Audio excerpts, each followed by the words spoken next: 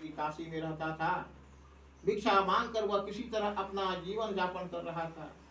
ब्राह्मण की दुर्दशा देखकर ब्राह्मणों से प्रेम करने वाले श्री सत्यनारायण भगवान ने एक दिन बूढ़े व्यक्ति का रूप धारण कर उस गरीब ब्राह्मण के पास जाकर आदर के साथ पूछा कि हे ब्राह्मण, तुम इस तरह घर घर भिक्षा मांगकर अनेक कष्टों को सहन करते हुए कैसे जीवन यापन कर रहे हो?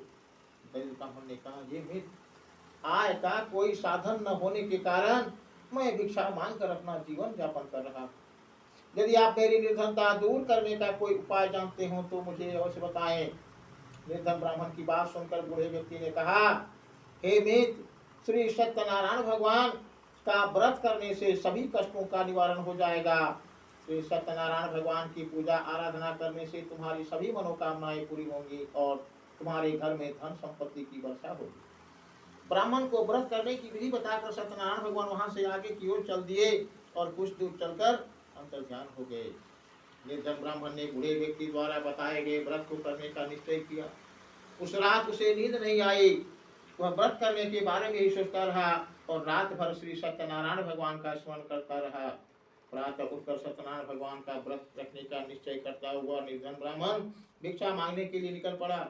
उस दिन ब्राह्मण को भिक्षा में बहुत सा धन मिला। घर लौटकर उसने अपने आसपास के लोगों के साथ श्री सत्यनारायण भगवान की पूजा करनी। वे उन्हें व्रत कथा सुनाने के बाद सभी को प्रसाद देकर स्वयं भी प्रसाद ग्रहण किया। कुछ ही दिनों में ब्राह्मण की निर्धनता दूर हो गई। उसके घर में धन धान की वर्षा होने लगी। अब ब्राह्मण ने हर महीने श्री सत्यनारायण भगवान का व्रत करने का निश्चय किया।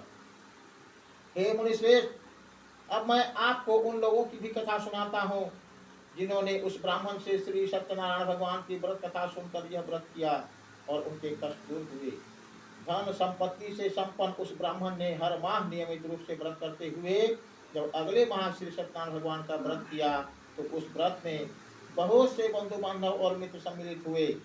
उसी समय जंगल से लकड़ियां काट कर लाने वाला एक बूढ़ा लकड़हारा वहां से गुजरा। उसे बड़ी तीव्र प्यास लगी थी, अतः जल पीने की इच्छा से बूढ़े लकड़हारे ने लकड़ियों के गट्ठर को जमीन पर रखा और घर के आंगन में पहुंचकर उस ब्राह्मण से पूछा, हे ब्राह्मण देवता, आप किसका पूजन कर रहे हैं? इस व्रत के करने से क्या लाभ होता है? कृपा करके मुझे भी बताइए।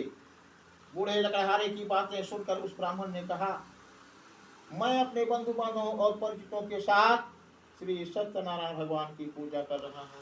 इस व्रत को करने से श्री सत्यनारायण भगवान की अनुकंपा से निर्धनता नष्ट होती है और संसार के दुखों से मुक्ति मिलती है। ब्राह्मण से श्री सत्यनारायण भगवान के व्रत का वर्णन सुनकर वह बूढ़ा लकड़हारा बहुत प्रसन्न हुआ और मन ही मन सत्यनारायण भगवान का व्रत करने का निश्चय किया।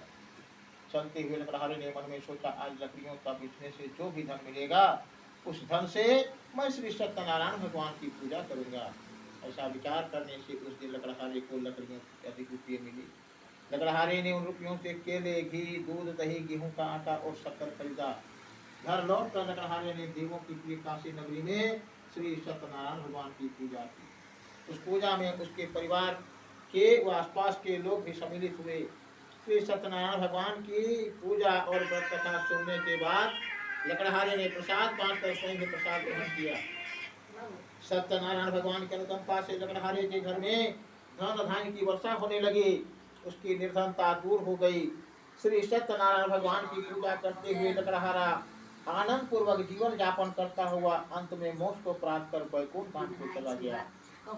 देश पुराण विवाह खंडे श्री सत्यनारायण व्रत कथायाम द्वितीय अध्याय प्रेम से बोलो श्री सत्यनारायण भगवान की जय। संग बज रहा है बेटा। जय।